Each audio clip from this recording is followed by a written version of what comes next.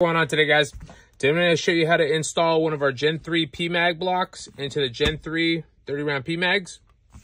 It's very important when you are selecting what block you need for which Pmag. You pay close attention to whether you either need for a Gen 2 or Gen 3 Pmag.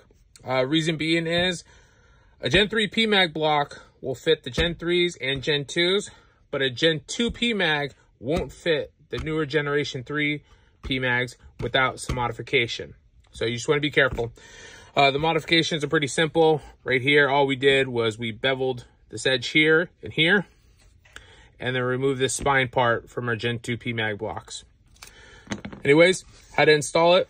What you're going to do, take a punch, push in the retaining plate, remove the factory floor plate, decrease the pressure off the spring. You're going to take the factory retaining plate, set that aside. You do not need that for this block.